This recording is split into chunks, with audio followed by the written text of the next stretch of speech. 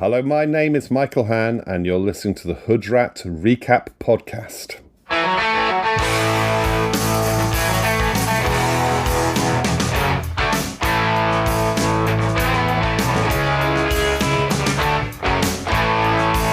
We got bored, so we started a podcast about the best bar band in the land, man. This is the Hood Rat Recap, and we are back. We are your steady stream of the unified scene, all the news and reviews of the band that you love, we love, and Hurley wanted to see him before his plane crashed on Lost. Hello, everybody. This is Stage Right Mike on the mic, and I can talk hold steady all night. And when I like to talk hold steady heavy, I like to throw up the rat signal. And the Hood Rat Pack has assembled. And first of all, we always start out with the unified scene's very own King of Queens, Gasper. Gasper, how you doing today? I'm doing pretty good, Mike, but you know what? I've been trying to get people to call me Robert Frost. Why is that, Gasper? Because I got great lines and I take the road less traveled by. How's that working out for you? Not so good, man. Not so good. People keep calling me Frosted Flakes. They're great. Oh, God. Sometimes I just want to call you Fruit Loops. Fair enough. Fair enough. Man. I'm sorry, everybody. And that's the sound of our third mic and producer, Kevin is whenever. How you doing, Kev? I am doing okay. I think it's been a minute since we've checked in with the scene, so it's nice to be back with the Hood Rats chatting all things hold steady. We have a great episode today. But first, if everybody remembers, we got new artwork thanks to Hurricane Jess. Everybody's seen it. We still have the contest going for the posters. I know we'll be announcing a new winner at the end. Didn't we get a great segment? Yeah, Jess did a segment for us we like to call First Night. It's where you tell us your first time seeing the band, and let's check it out, what you had to say. So, yeah, I tend to go to gigs on my own, especially because my boyfriend doesn't like the hold steady, which is kind of funny because I feel like most of the time it's you guys, your wives don't like the hold steady or whatever, and you're going on your own and seeing the gang. But, yeah, this time my boyfriend's really not into the hold steady, so I went on my own, which I often do. And I was a bit nervous because I didn't know anyone, and I was thinking, I'm not sure what the vibe is going to be here, you know, like, and I was queuing up, and I immediately spotted Rob, you know, you've had on your podcast before. He's kind of like, everyone recognises him in the UK. I started calling him the kid, you know, from the net or whatever, because literally everyone seems to recognise him. He's always posting in positive posting. I just immediately saw him and I was like, hey, I recognise you. And he's like, yeah, of course you do. And immediately I just felt at ease, like he was with Ben. Ben, have you also had Ben on the podcast, right? I don't think Ben we have, Briscoe. but we've definitely met Ben. Yeah. But there was a big, because you met in Chicago, right? Right, yeah. Yeah, but there was just like a crew of them, and they obviously all knew each other, and they immediately just like welcomed me in, and I just felt like really safe and at home, you know. And for me, as at the time 22-year-old, among these like bunch of guys, I was like, this is really weird. Like I should probably not feel as comfortable as I do. And, you know, we did the sound check, and then we wandered off. They're like, oh, everyone's going to a pub, like, it's around the corner. And I was like, okay, cool. And I was thinking, this is literally the beginning of Taken. Like, I'm just walking around, I'm walking down these, like, dark streets in Camden with these bunch of guys I don't even know. But now, you know, we went to the Admiral? Did I make that up? Anyway, we went to one of the pubs that they always go to at the Weekender. And yeah, just immediately I was like, okay, this is like I'm part of the scene now. And I'd only been to the soundcheck. I hadn't been to the gig yet. I only knew a few of the albums. Like I think I knew Separation Sunday really well, and I've listened to Stay Positive, and that was about it. Like I hadn't listened to much, and I was like cramming the new album quickly. You know how you do. You're like, okay, I need to learn this. But yeah, immediately I was just like, okay, this is such a nice group. And yeah, and then obviously the gig blew me away, and I was immediately like, this is my new favourite band. Sorry, the White Stripes. Sorry, Jack White. I'm afraid you're taking like second place now.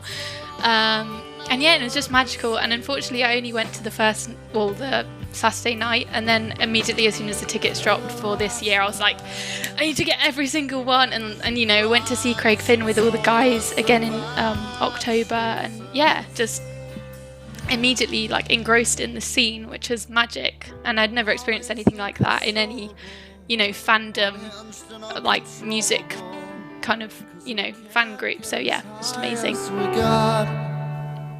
I think like a lot of us, we all have a story we can relate to, and Jess's story about her first night, I'm sure, is true like a lot of ours. All right, guys. So now we get to speak to Michael Hann. He's the author of the new book, The Gospel of the Hold Steady. He's also the author of Denim and Leather, The Rise and Fall of the New Wave of British Heavy Metal. And I think between the three of us, we bought 6 versions of this book, right, guys? We all got... Kevin told us it was on audiobook, and we thought he was joking around. And then, because it's a coffee book, we was like, how do you get a coffee book on audio? But I think we liked both versions, or I really enjoyed both versions of the book. So let's get in there and see what Michael has to say about this. All right, let's do it.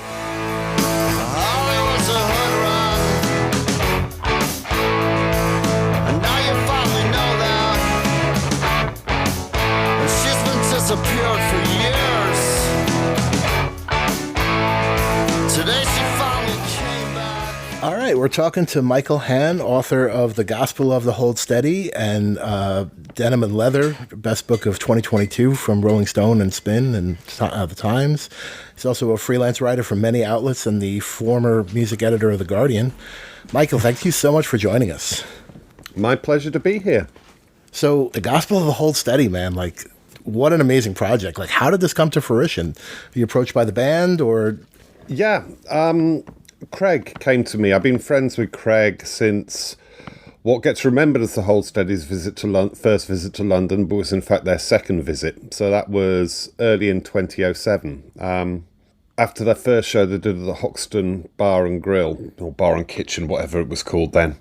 I'd left the venue, and the publicist texted me to say, do you want to come back and meet Craig? And I said, no, you're right, because I hate meeting bands after shows. Why do they want to meet complete strangers when they've just come off stage? Why do I want to try and think of something to say to someone I don't know? But I was persuaded to go back, and we ended up in the club at 2:30 in the morning with all the other chairs put on top of tables. And Craig pulled out his key card and said, do you know where I'm staying? And fortunately for him, he was on my cab route home. So I dropped him off, and we've more or less been friends ever since.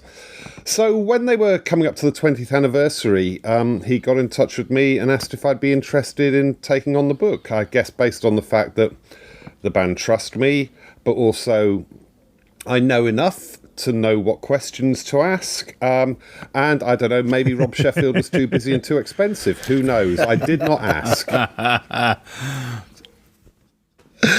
So you do an amazing job of capturing the Hold Steady, like really eloquently. It's one of the things that struck me about the book is that there's a momentum to it that, being somebody who knows the band so well, I still found myself going like, what's going to happen?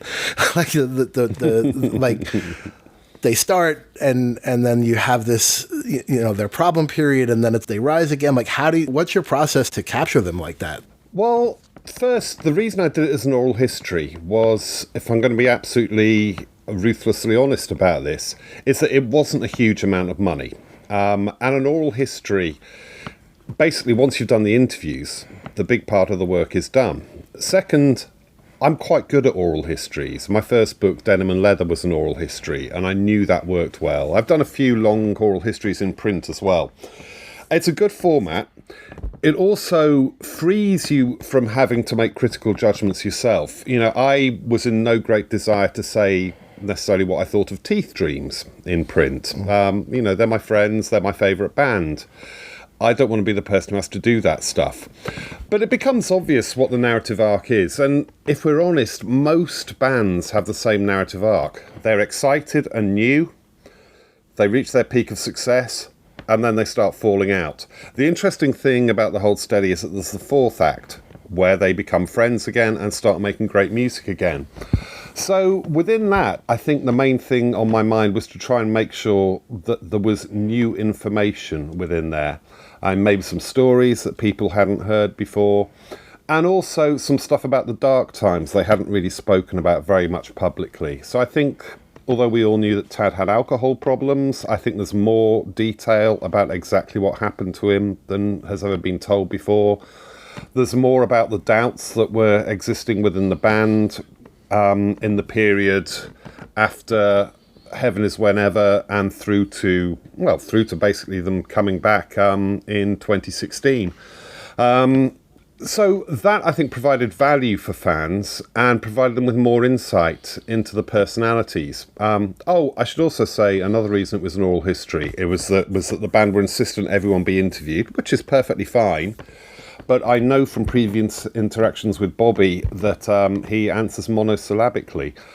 So if there's going to be separate interviews, then the Bobby chapter would have been about a page and a half. Whereas, as it is, I think back to Springsteen talking about the making of Darkness on the Edge of Town, where he said there isn't actually that much Clarence Clemens on the album, and Clarence was very unhappy about it at the time.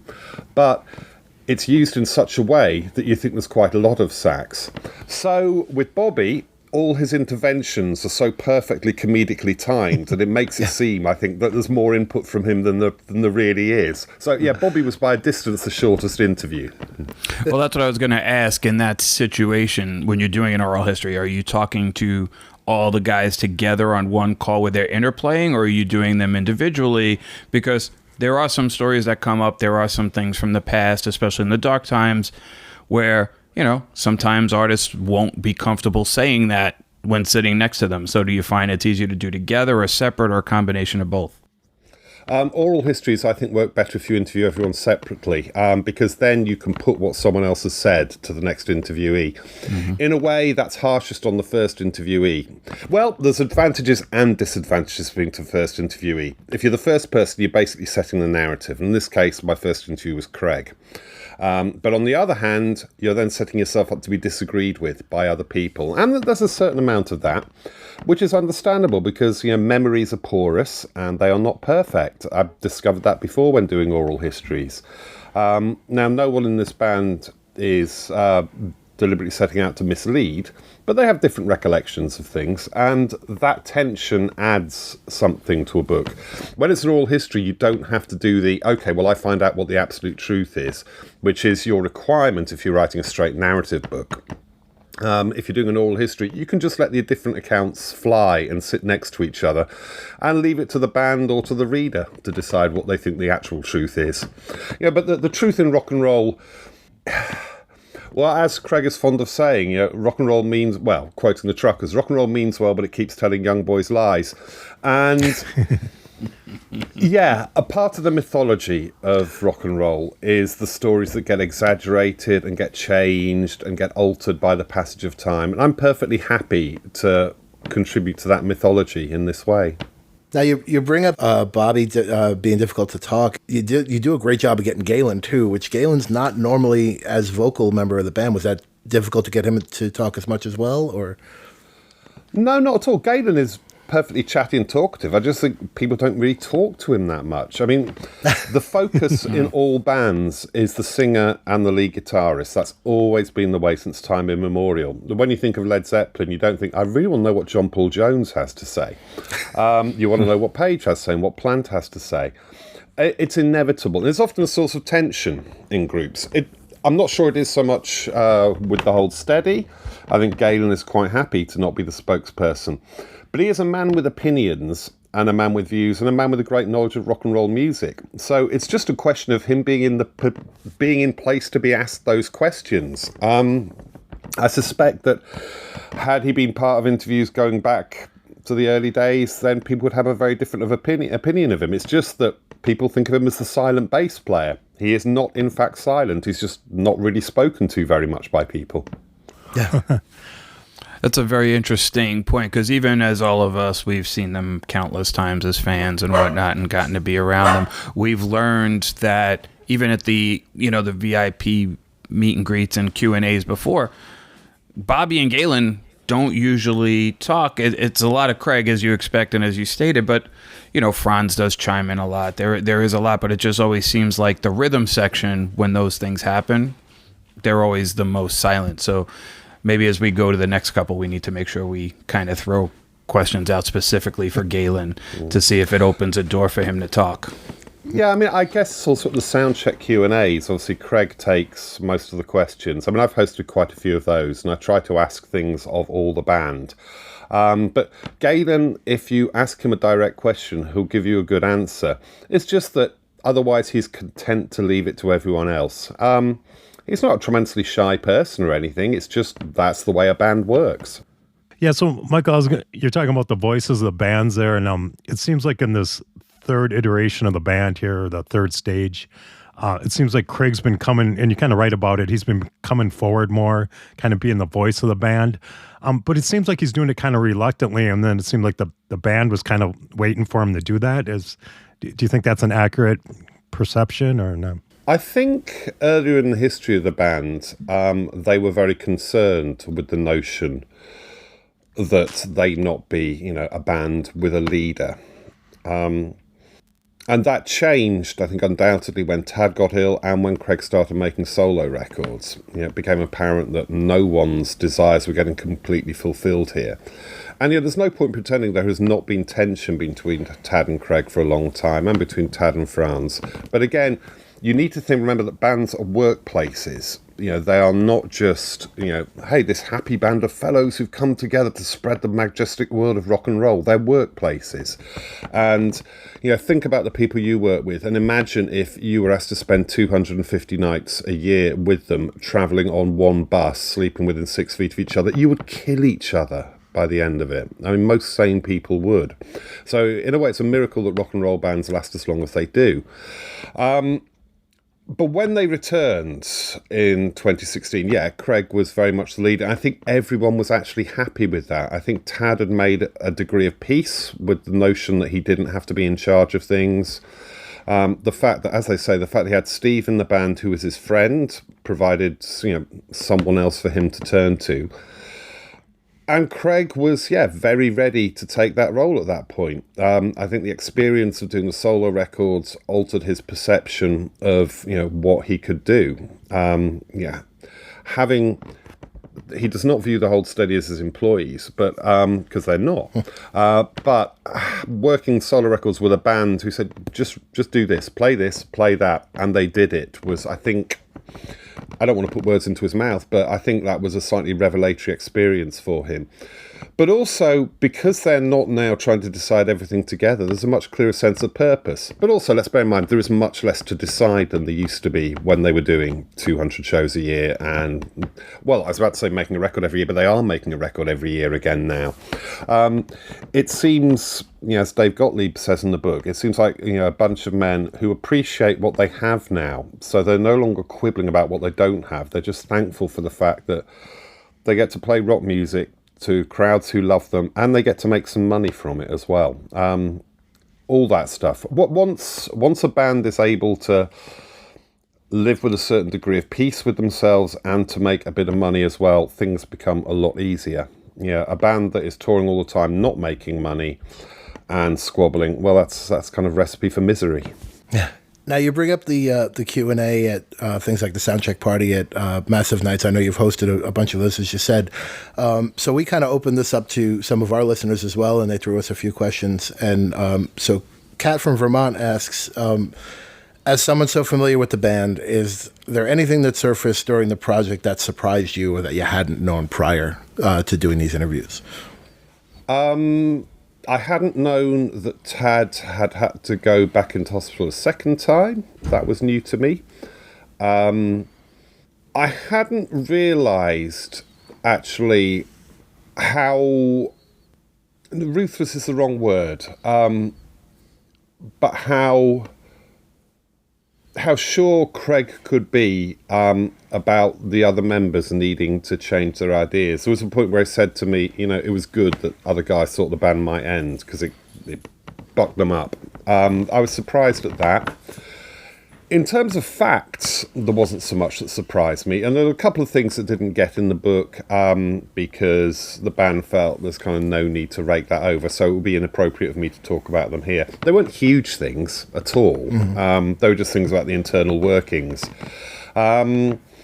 But that didn't come. Those didn't come as a desperate surprise to me. I've got to say, because they're the kind of things that all bands go through.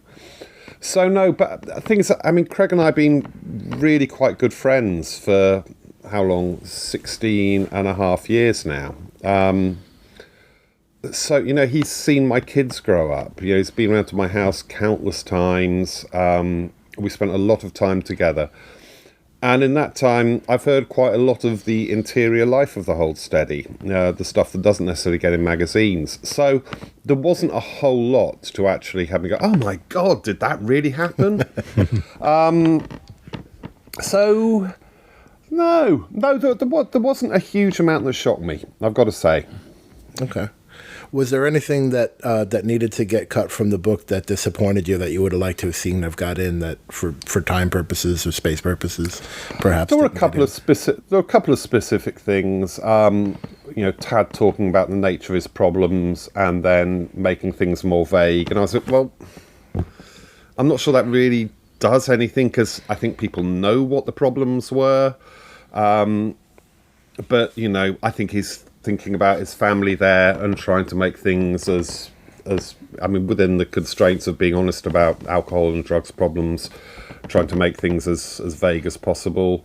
There were one or two things, talking about the recording of Separation Sunday and the party nature of the sessions, where I was asked maybe, tone down some of the specifics. But again, guys, I don't think anyone will be terribly surprised by this. But there was no narrative thread that needed to come out because anyone was unhappy with it. I think before the Minneapolis book event, or at the Minneapolis book event, I read the transcript of that, and Franz said that when he first spoke to me, he said, well, what's the nature of this? And I apparently said, well, warts and all. And they were all on board with the notion that there was nothing that could not be talked about. And at times I did feel I was asking quite intrusive questions. But again, I think because I've known those... Craig is my friend, the others I know. But because they have seen me around dressing rooms and shows and pubs for donkey's years, I don't think there's any great conception that I might suddenly run away and go, ha ha ha ha, now I can unveil the awful truth about you to the world. I do feel it's a real testament to how comfortable the band is with you in their orbit. Because even when you read and have the story about Tad in Chicago, that very famous festival where the show is a disaster and his mom is there and Bobby wants to punch him. Like, a lot of bands, just that would, to me, like thinking on the other side, knowing bands the way I do, like a lot of times that was stuff that they would just leave out because you don't want to bring up mom in those situations and stuff. And like, this is all going on while this show is happening, but they were just so comfortable to kind of leave that wart in there for you to tell and for people to kind of, warts and all is really a great way to describe it because it does show the humanity to the bands. And sometimes you read these biographies or even these oral histories and they want to kind of whitewash it a little bit because they don't want the fan base to realize like there is a real humanity to it. And, having someone's mom be at a show where he's completely inebriated on stage and the drummer wants to punch him in the that's a very real gritty warts and all story that I was glad to read and really stuck out to me as I was going through the book.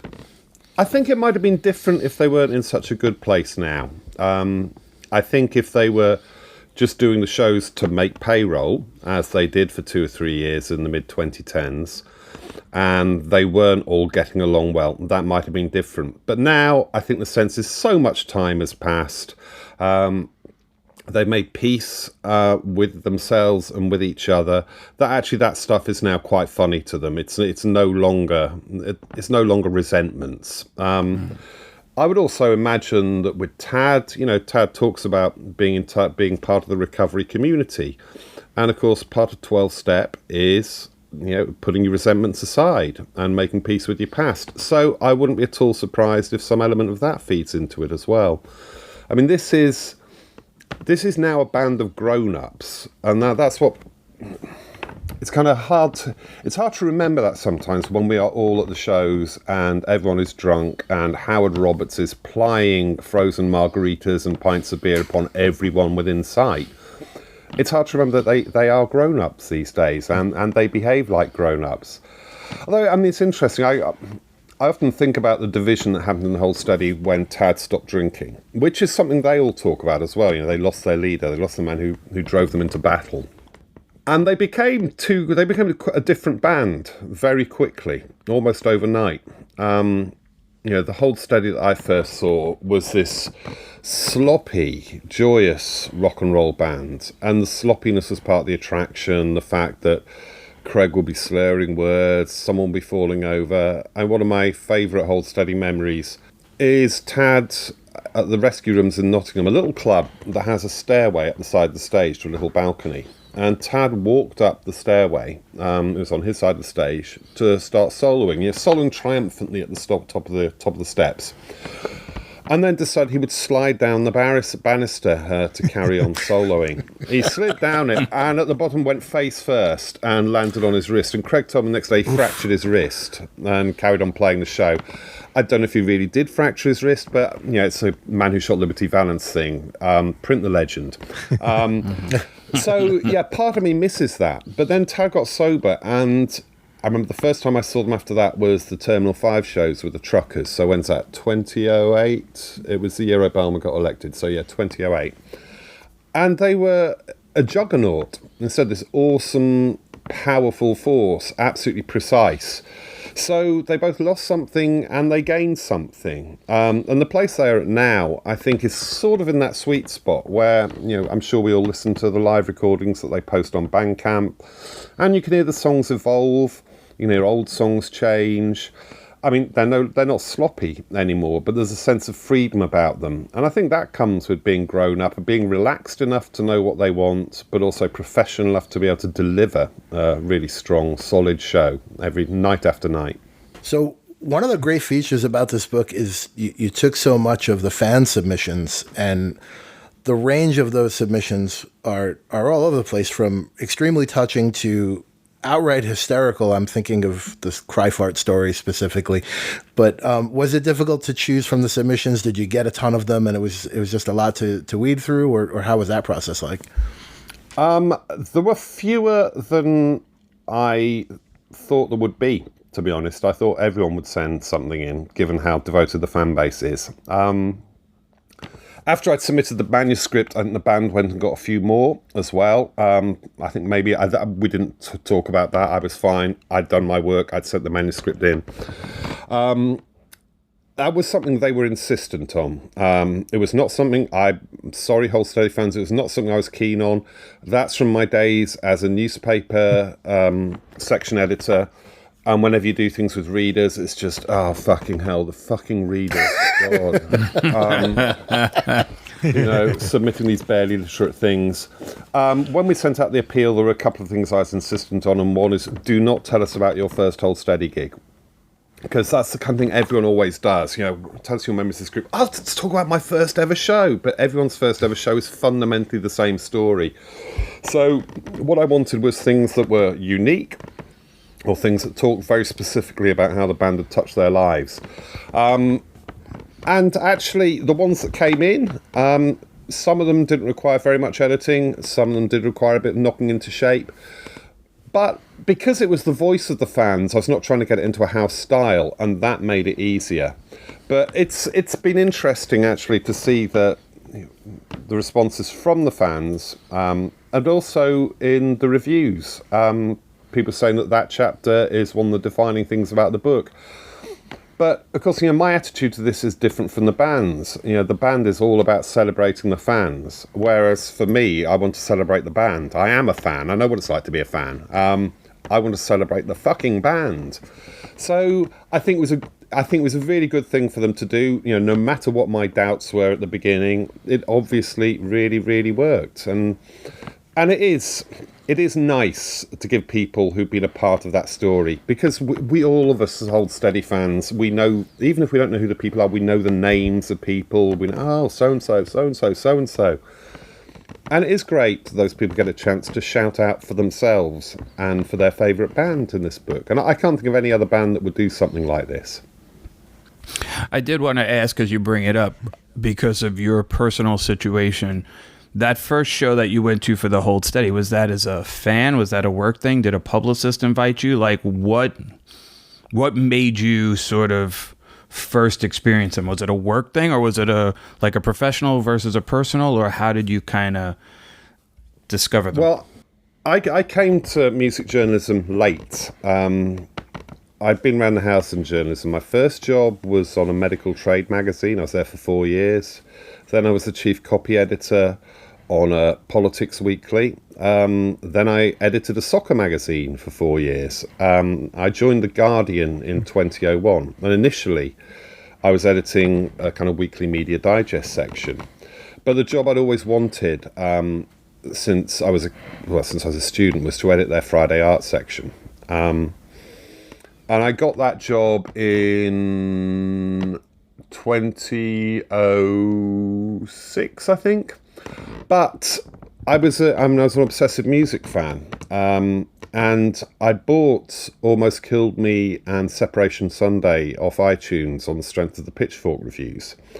So when Boys and Girls in America was announced in the UK when October 2006, something like that. It came out a few months later in the UK than in the US. I'd been listening to the first two records pretty obsessively, and I sent a note straight back to the publicist saying, "Thank God someone has picked this band up for the UK." And so when they came over, I was there professionally in the sense that, I didn't have to pay to get in, and I had an interest in seeing this band to see whether they really were worth covering fully.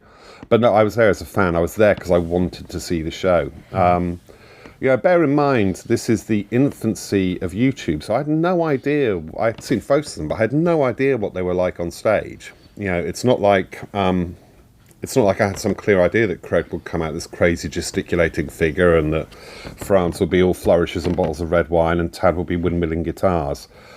I honestly expect them to be, here's another American indie band who kind of stand there and don't really do very much.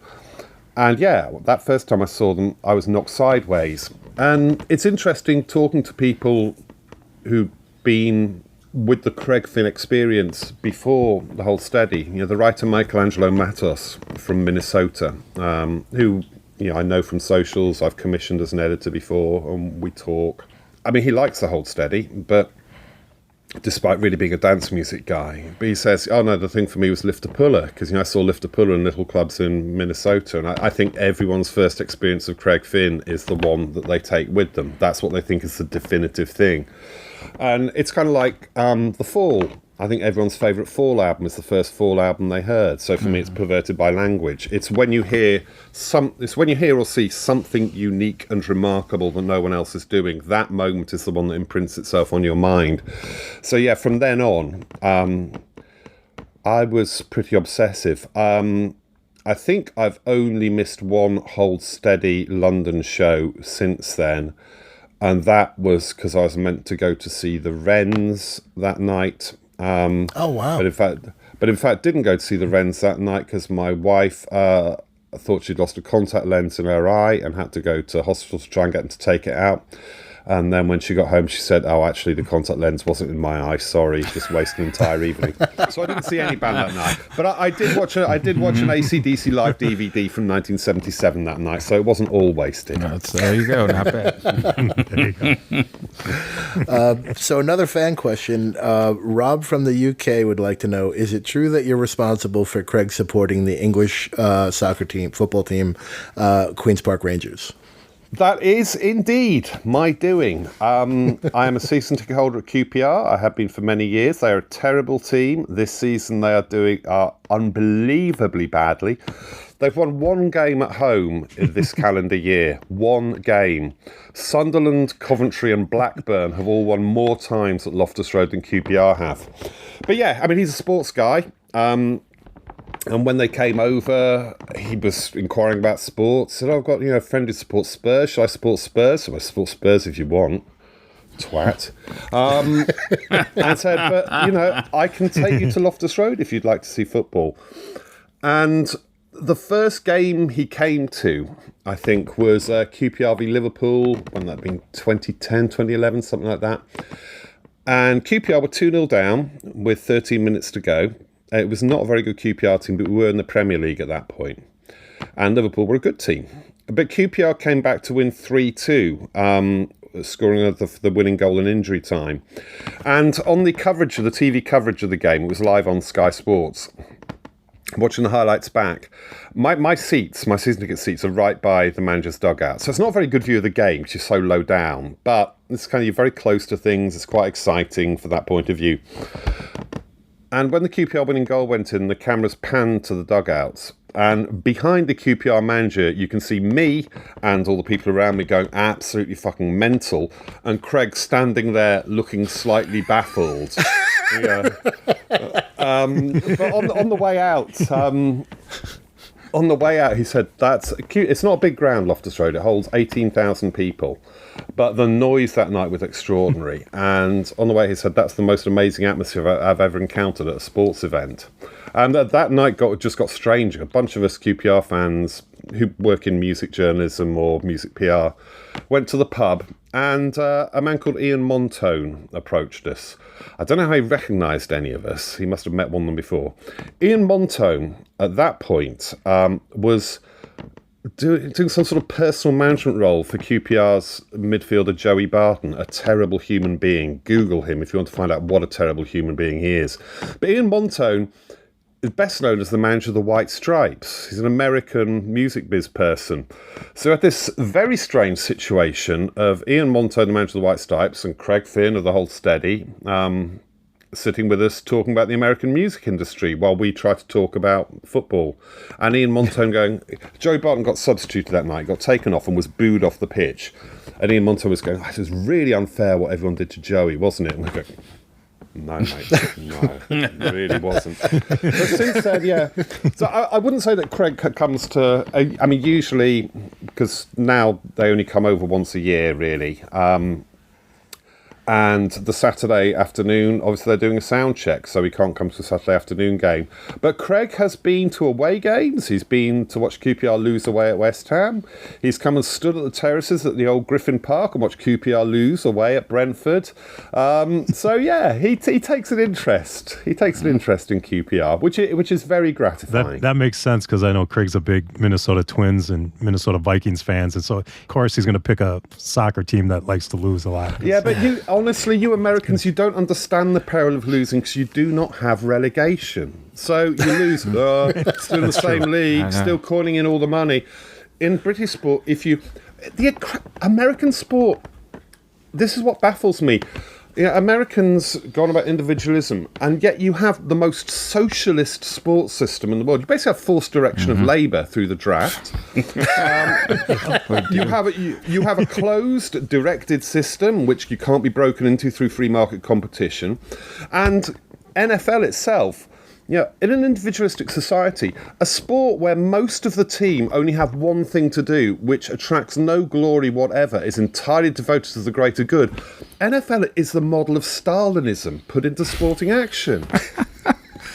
There's a great scene in Ted Lasso where Ted doesn't understand relegation and they're trying to explain it to him through the different leagues, and that was my first sort of interaction with that. So hearing you explain it so succinctly, especially from the optic of an American sports fan, it is really true. They don't, they just play to play, and it doesn't matter. There's no downside. Like, there is no peril. There is actual peril in European sports, which is why Europe is the superior culture. I think you got to write a book about it, Michael Hann. I think you got another whole we nother just book decided the next topic. There's a soccer magazine called When Saturday Comes. It's a proper magazine now, but it was originally a fanzine. And back in the 80s, they used to have a series called When Saturday Comes, Wide World of Sports, which just took an American sport each week and dismissed it. Number one was baseball, which was described as rounders for cocaine addicts. That's perfect. That's so funny. Oh, man. So another question from Rob, and it was also a similar question that was asked from Fiona from the UK. Your first book, Denim and Leather, was about the new wave British metal movement of the 70s and 80s. Do you see any parallels with the unified scene and those fans in particular? Well, all fan bases are dedicated. I mean, not really. Nwabam fans were so tribal and so unloved by anyone else. It's kind of they were perceived as and portrayed as the kind of idiots of rock fans. My God, you're liking these bands who just sing about the devil and wear spandex and look at you in your dirty leather jackets covered with patches. But the loyalty is the same. I mean, but I wouldn't say perceptions of Hold Steady fans are the same as perceptions of Nwabam fans. I mean, I think the Hold Steady fan base is generally perceived as pretty literate, fairly well educated. You know, for all that the Hold Steady play barroom rock, there isn't a great expectation that people are coming off their shifts at the factories and coming straight to the show, really. Is there? I don't think there is. No. Right.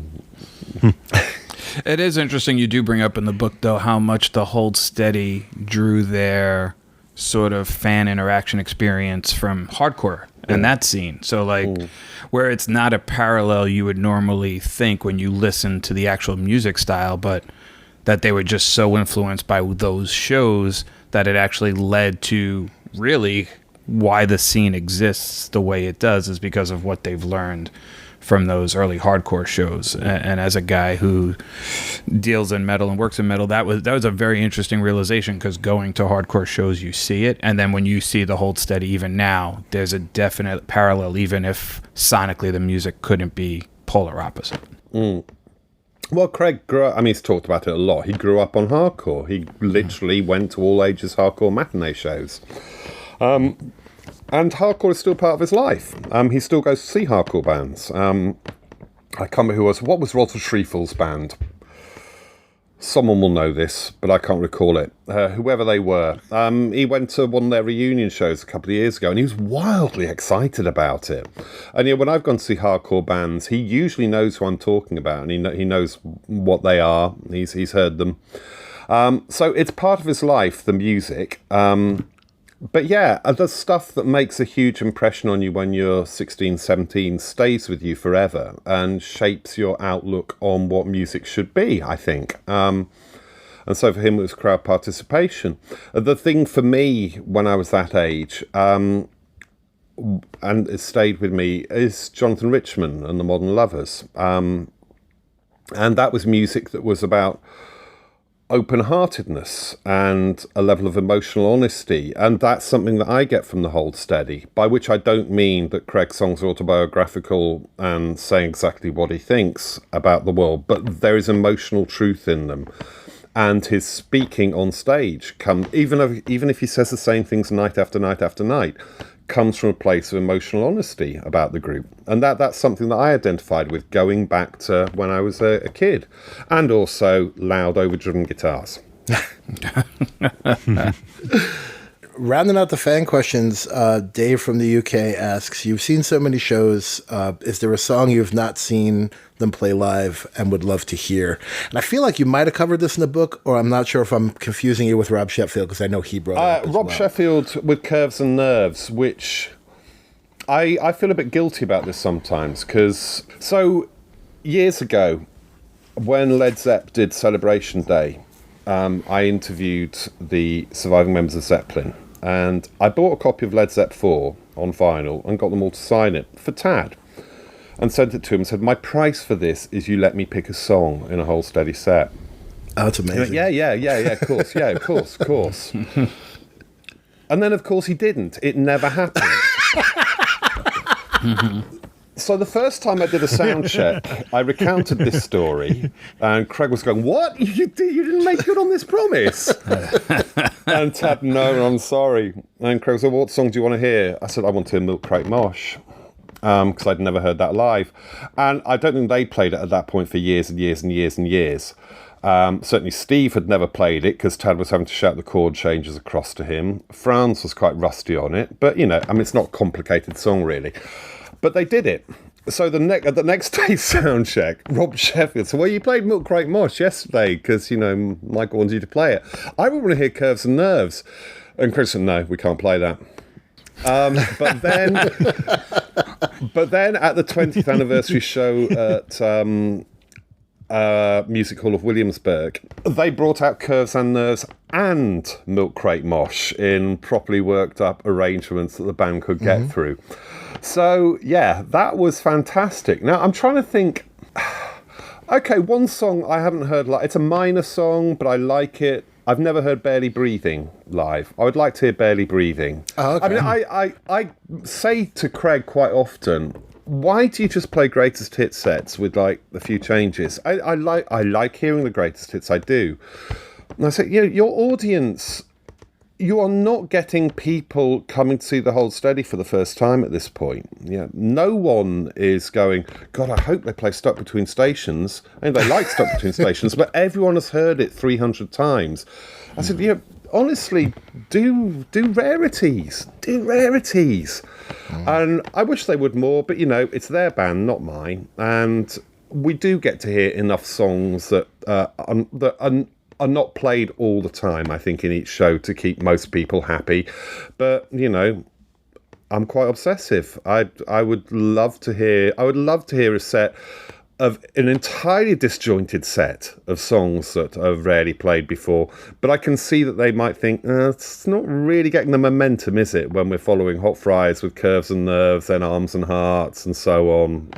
I mean, most of these songs we have heard at one point or another, but there are some that I just like. I'd like to see some things go into rotation more. That's all.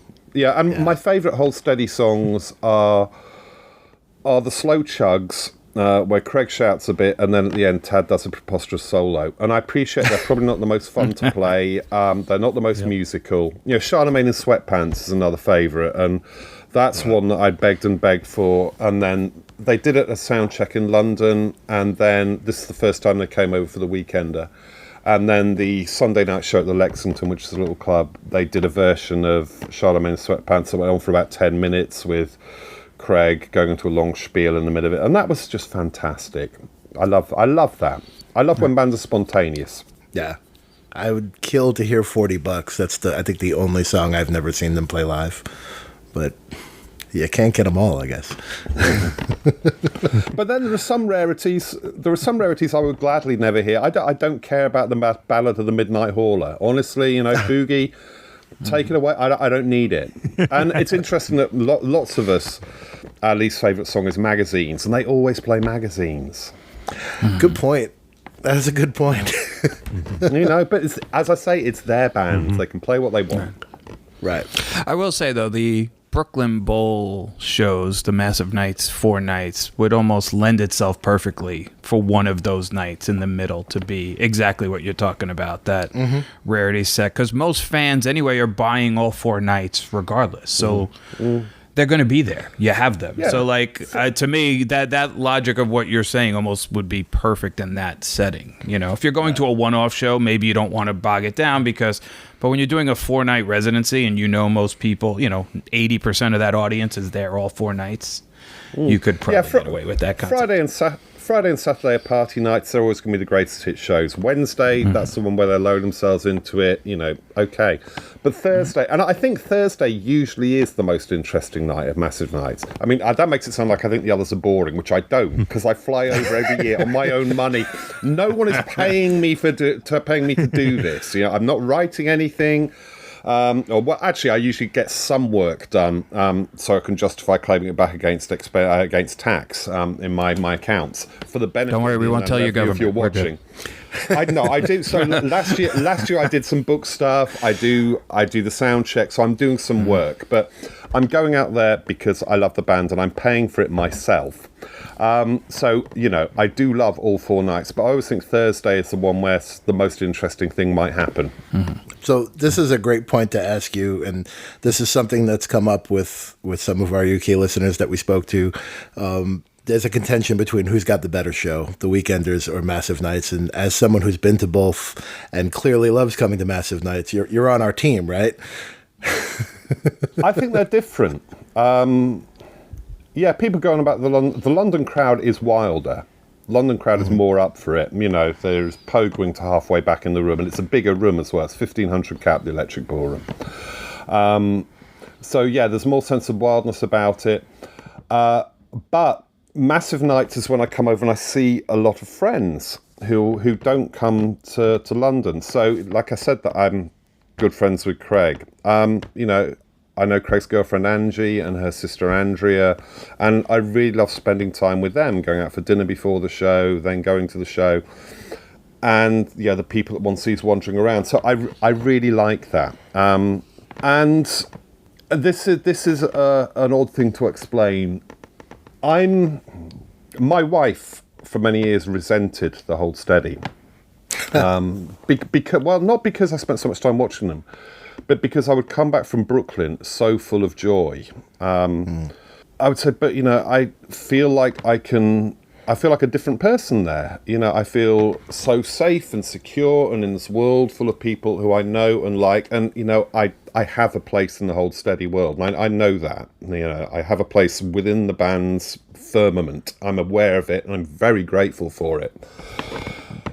And it's a very gratifying, validating feeling to go over to Brooklyn and have, you know, Burton or Canty now as TM saying, hi, how many wristbands do you need? To have Gottlieb come over and greet me, to be waving at the band, to go and spend time with friends. It's wonderful.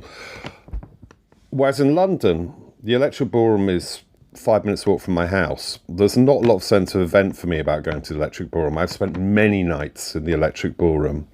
And the other thing people often ask about me, because I don't go down in the pit. And people say, well, why don't you? Don't you want to be part of that? And it's kind of, well, no, because I don't like being surrounded by people bumping into me all the time anymore. And also, I really want to focus on the band. I love that band so much that I want to be listening to all of it and looking at all of it. So at the Electric Ballroom, I'm always up on the balcony. And I don't have a problem with that. I don't need to be, you know, being jostled and having my arms around strangers and having Howard Force drinks on me. I'm very happy to just be watching and listening to the band. So we're pretty divided on that. Kevin is definitely with you on the balcony, and Mike and I are down in the pit. Michael, you are my soulmate right now. I totally agree with you. So if you asked me to pick one, I would say I'd rather go to Massive Nights than the Weekender, although if you were to ask my bank manager, he would much prefer me to go to the Weekender rather than Massive Nights. I hear that. Well, that's good. Hopefully we could see you at this year's Massive Nights. I think we're all going. Oh, you will be. Yes. We'll be there. I have booked accommodation. I booked flights. My entire family is coming out this time. Awesome. I've said to my wife for years, come out to Brooklyn, please do it. And once we decided to do that, my daughter's 23, my son is 20. My daughter went, I haven't been to New York for ages, it's not fair. Why aren't you going? Why would you go without me? And my wife said, oh, well, we'll take her. And once we did that, my son went, what about me? I said, well, I took you to New York in January. I said, well, I still want to come. So all four of us are coming. I'll be the only one doing all 4 nights. I think my wife will do 2 or 3. The kids aren't desperate to do any of them, but I've told them, you're going to have to do 1. That is your price for being taken to New York. But yeah, my son came to the 20th anniversary show at Music Hall of Williamsburg. I made him come. And, well, his highlight of the night, he said, was he went outside part way through the show. He said, and like, these old guys smoking weed vapes. So like, I just begged weed vapes off them and got a bit stoned standing outside with them. Okay, fair enough. He said, no, they were asking me what I was doing here. And I said, oh, no, my dad, he's like a writer and he knows the band. He's done this book about them. And he said, and these guys are going, oh my God, that's awesome. So what, you just like travel the world going to rock and roll shows with your dad? And I said, no, I really don't travel the world. He doesn't travel the world going to rock and roll shows. But then they assumed that because he was my son, he must know every band who have ever been mentioned in connection with the Whole Steady. He said, they kept asking me about this band called, I don't know, Titus something. I said, Titus Andronicus? He went, yeah, that's them. He said, they go, what do you think of Titus Andronicus? I was going, what are you talking about? I know who they are. What do I know about that? And yeah, these 50-something American men were shocked that my 20-year-old, well, then 19-year-old son, who likes London hip-hop, did not have the same musical interests as them. So do you find your way to the pub after the Saturday night show? You got to bring the whole family? Well, my son, are you talking about going to Lake Street? Lake Street. Yeah. Lake Street, yeah. Well, my son won't get in. At 20, he's 19. Oh, well, they ID. I'm not sure that my wife and daughter will be that desperate to. To be honest, I find Saturday night at Lake Street a bit hard work. 'Cause it's just so crowded. I just can't get in, and you know, and I can't hear anyone say anything either. I'm an old man. I like to be able to have actual conversations. I feel bad about this. I feel that I should be present at Lake Street. And I do always go to Lake Street. And it kind of depends on how drunk I've got at the show. If I've got very drunk at the show, yeah, I'll stay forever. If I haven't got very drunk at the show, it's walking in and go, oh, I can't even see the bar, let alone get to it. And it's only 6 feet away. Oh, this isn't worth it. There's no balcony seat at Lake Street. That's a problem. Yeah. All right. Well, thank you so much for doing this. This was awesome. Thank you. This was amazing. My We could pleasure. talk to you for hours. This really was a great conversation. It's probably one of my favorite episodes we've done. Yeah. Sorry, Steve. I love talking about the Hold Steady. You know, they're my favourite band. I can talk about it until the cows come home, and none of my friends let me talk about them anymore. The minute I say I'm cut off. Stop it! Stop it! You're not talking about them. I sympathize with you there. That's why we started a podcast. Yeah, exactly. You know, when people leave newspapers, you get a page done for you. You know, with mock articles. And when I left The Guardian, my page had a long story about The Guardian's chief music writer, Alexis Petridis, detailing the Hold Steady taking anti-stalking measures against me. So, you know, that... and when I left, my boss contacted the band and got a video message from Craig that was shown in the Guardian's main morning conference room, with Craig thanking for my support for the Hold Steady. So, you know... It can be a bit embarrassing sometimes how much I like that band. I sympathize. I think we're all there with you. Yeah. I think we're with that.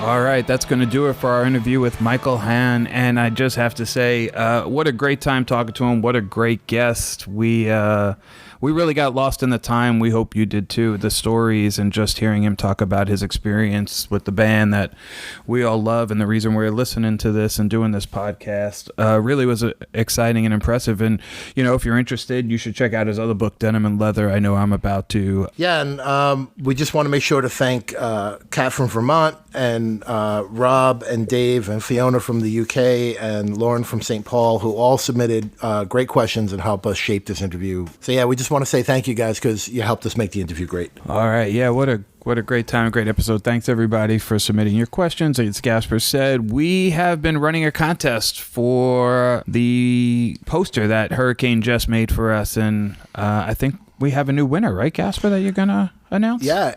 Andrew from Massachusetts submitted his entries and won a poster, and here's the entry from Andrew. Hey, Hoodcat Recap. My name's Andrew. I'm just calling in about the unbelievable poster that Jess put together. This is just really, really great.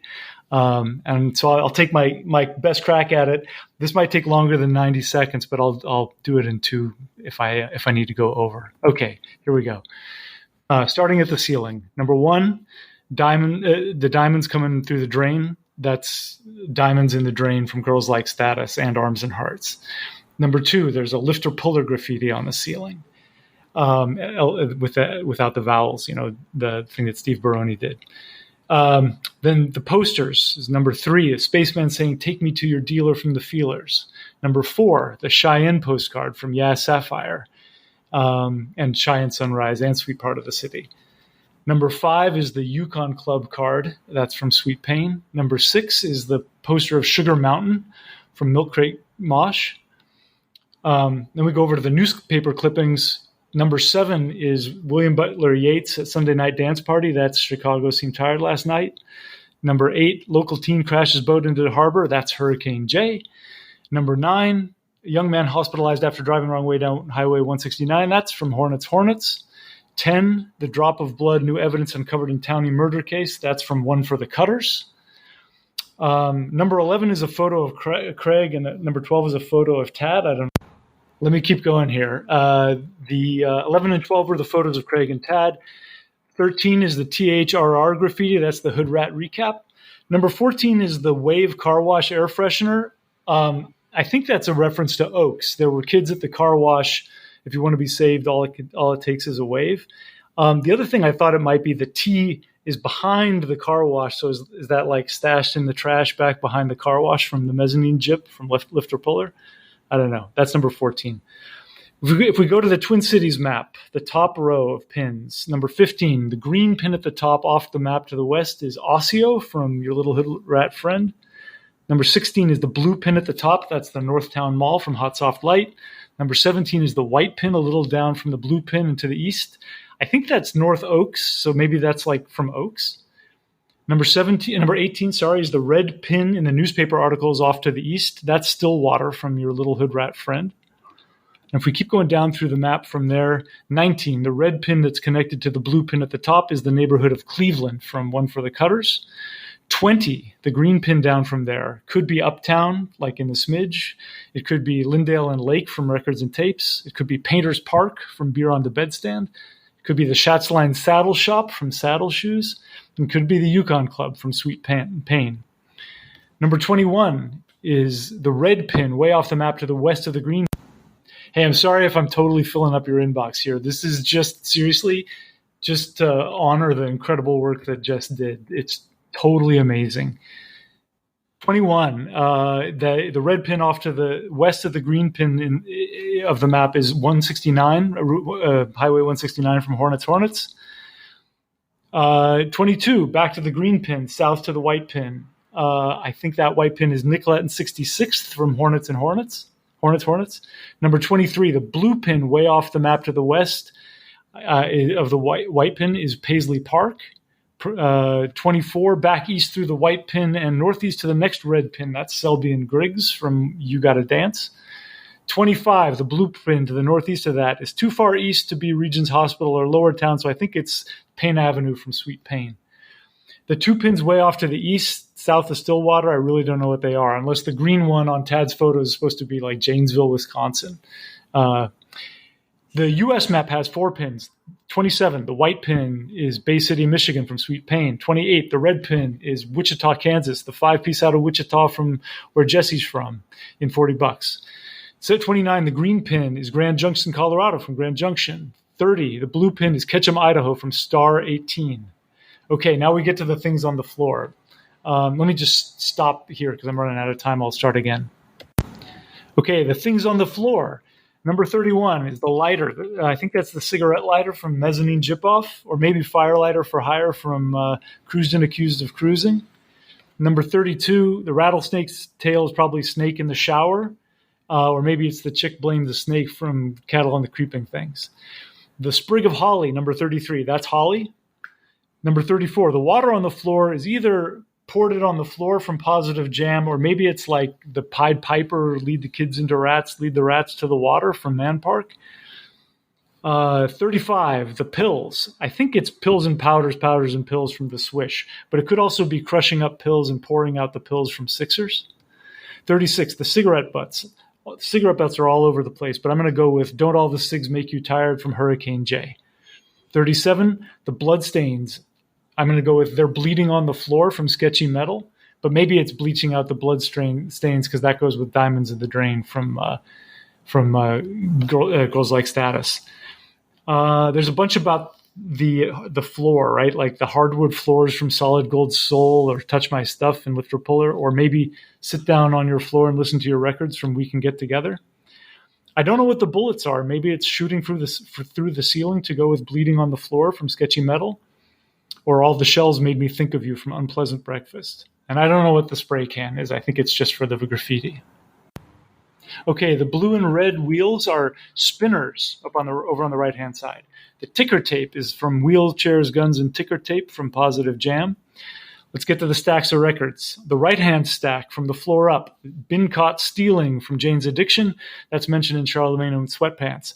The pink and green striped one drove me crazy. I would have called into you guys 4 days ago, but I've been trying to remember what the hell that is. I really, really want to know what the pink and green one is. I don't.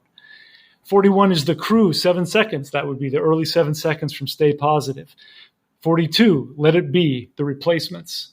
43, A Blessing and a Curse, Drive-By Truckers, good friends of the band. 44, Versus God from Dillinger 4, even better friends of the band. The center stack, 45 is a VHS cassette of Opening Night, directed by John Cassavetes, starring Gina Rowlands, mentioned in Slapped Actress. 46 is Andre Simone, Surviving in the 80s, mentioned in The Swish. 47 is Separation Sunday. 48 is the back of In Color and in Black and White, the Cheap Trick, mentioned in Rock Problems. 49 is We All Want the Same Things, I think, or maybe it's Stay Positive, but I think it's We All Want the Same Things. Craig's solo album. 50 is Bones Brigade video, mentioned in Hornets. I don't know what the Search For video is. 51 is Almost Killed Me, and 52 is Fiestas and Fiascos. Okay, I'll wrap that up and get to the last one. Okay, last bit. At the table, 53 is the 3 hood rats, the rats with hoodies from Your Little Hood Rat Friend. 54, the crown, halo, and headphones are for James King, King James, and James Dean at the table in the corner of the unified scene from Sweet Pain. 55 is the blue hoodie. It says, What Would Judas Do from Milk Crate Mosh. 56, the sunset colored hoodie says Lift or Puller. The brown hoodie, I can't tell what Music Pub is. Don't know what that is. So number 57, the blue hoodie rat is holding cards. I think it's one of the hands dealt by the dealers in La Quereria from Lift or Puller. 58, the brown hoodie rat is holding a pipe. Maybe he's the boy with the pipe in his face from Katrina and the K-Hole. Number 59 is the pile of poker chips, reference to Chips Ahoy. Number 60, the two $20 bills are a reference to the two 20s from $40. 61, the Margarita, Bloody Mary, and the appointment to eat some soup together at the Motel 6 are from 212 Margarita. I don't know what the microphone is. I don't know what the Bowie LP or Dowie LP is, and I don't know what the gold bar in the middle is. But the very last one, number 62, is the very cool little card. In the podcast, Jess said that this is her card, and it's a hurricane coming out of a J. It's awesome. The whole thing is awesome. She's awesome. I don't know if it's too late for me to win this thing or get involved in this thing at all, but you should just say that she's an incredible person and an incredible artist. Thanks very much. Bye-bye. Thank you, Andrew, for your submission there. Boy, I think he saw more things in the poster than I even knew were possible. He's got so many things listed off there that I had no idea that I had forgotten about. So thank you. I hope you're enjoying your copy of the poster there, Andrew. So, and I think that's going to do it for us today, guys. What do you think? Another great episode in the books, guys. This one was fun. Thanks, everybody, for listening. We hope you enjoyed this one. This really was a special one for all three of us, getting to talk to Michael Hann. If you like what we do, make sure you give us a like, a follow, drop a comment on our socials, leave us a speak pipe, whichever. We do this because you guys listen, and your support is the reason we keep putting out these episodes. So we want to thank the scene for listening. Yeah, and if you're looking for those socials or how to get in contact with us, or if you're just looking for past episodes or the present episode, head over to our link tree. It's linktr.ee/The Hood Rat Recap, and you can find all things The Hood Rat Recap there. It's a great jumping off point. All right, so I'm Gasper. That's Mike. That's Kevin. And that was Michael Hann, author of The Gospel of the Hold Steady, How a Resurrection Really Feels. And us guys, and all you guys and gals, we are all the Hood Rat Recap Podcast. Killer party, someone's killing.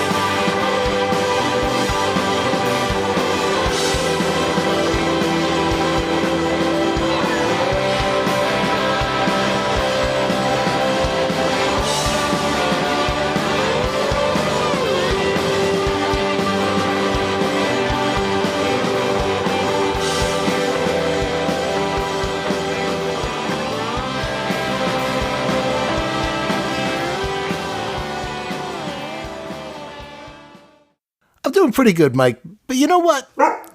Shut up, Jeremy.